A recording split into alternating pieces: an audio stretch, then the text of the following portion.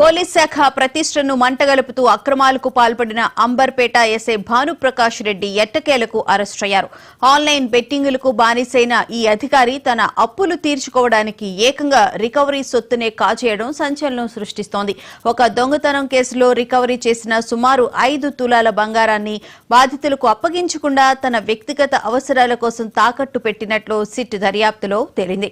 అంతేకాకుండా ప్రభుత్వం తనకు కేటాయించిన సర్వీస్ రివాల్వర్ ను కూడా పోగొట్టుకోవడం లేదా అక్రమంగా విక్రయించడం వంటి ఆరోపణలు వెల్లువెత్తాయి.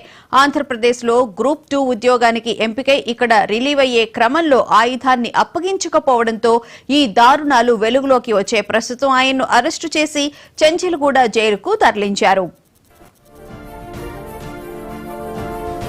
వివరాలను మా స్పెషల్ కరెస్పాండెంట్ దుర్గేష్ రెడ్డి తెలుసుకుంది. దుర్గేష్, చెప్పండి, భానుప్రకాష్ రెడ్డిని అరెస్టు చేయడంతో అతను చేసినటువంటి ఘోరాలు నేరాలు వెలుగులోకి వచ్చే అవకాశం అయితే కనిపిస్తుంది. ఎందుకంటే ముఖ్యంగా బెట్టింగ్ యాప్స్ కి సంబంధించి పోలీసులు ఎంత పబ్లిసిటీ చేసినా ఆ పోలీసే ఆడడం పట్ల అసలు ఎలా చూడాలి? తెలంగాణ రాష్ట్రంలో మొత్తం బెట్టింగ్ యాప్స్ పాల్పడొద్దని పోలీసులు ఒక పక్కన చెప్తుంటే పోలీస్ డిపార్ట్మెంట్ లో ఉండి పోలీసులే తనకు చెప్పాల్సిన పరిస్థితులు ఉండి తనకు తానే బెట్టింగ్ యాప్ లో డబ్బులు పోగొట్టుకొని తన అప్పుల పాలయ్యి అప్పులు తీర్చలేక తను బంగారం ఏదైతే ఉన్నదో తను రికవరీ అంటే దొంగతనం కేసులో రికవరీ చేసిన బంగారాన్ని తాకట్టు పెట్టుకొని తను డబ్బులు కట్టుకున్నటువంటి పరిస్థితి, తన సంబంధమైన సర్వీస్ రివాల్వర్ కూడా అమ్ముకున్నటువంటి పరిస్థితి. కానీ పోలీసులకు మాత్రం ఉన్నత స్థాయి అధికారులకు మాత్రము తనకు ఎంత విచారించకూడదు తను చెప్పకపోవడంతో పోలీసులు ఎటకేలా అరెస్ట్ చేసి రిమాండ్కి తరలించాడు. తనను విచారిస్తే దాదాపుగా 3-4 డేస్ విచారించినప్పుడు కూడా తనకు తెలియదని చెప్పాడు. ఒకసారి ట్రైన్ లో పోయిందని చెప్పడం, మరో పక్కన మరోసారి ఎగ్జామ్ వెళ్ళినప్పుడు పోయిందని ఇక రకరకాలుగా మాటలు చెప్పుకుంటూ వచ్చినటువంటి కాలయాపన చేస్తూ వచ్చినటువంటి భానుప్రకాష్ రెడ్డి కూడా ఎట్లా రికవర్ చేయాలనే తపన కూడా పోలీసులు భావిస్తని చెప్పాల్సి. ఎందుకంటే పోలీస్ స్థాయిలో విచారిస్తే అసలు మంచి దొంగలే పట్టుకొని విచారించినటువంటి రికవర్ చేశారు. మరి భానుప్రకాష్ రెడ్డి తుపాకీని ఎందుకు వీళ్ళు రికవర్ చేయలేకపోతున్నారని ప్రశ్నిస్తున్నటువంటి వర్షం కనిపించింది. ఎందుకంటే ఆల్రెడీ ప్రతి ఒక్క దొంగతనం నుంచి కూడా 100ల కొద్ది కేసులలో కూడా ఛేదించినటువంటి పోలీసులే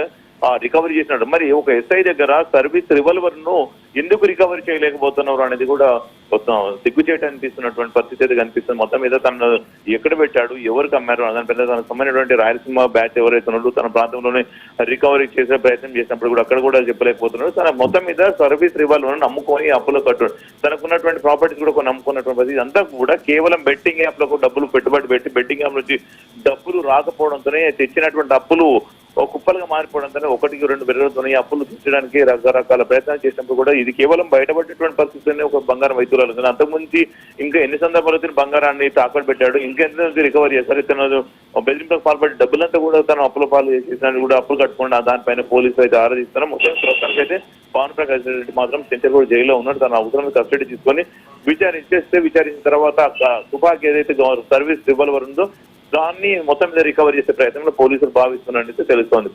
రైట్, థ్యాంక్ యూ దుర్గేష్.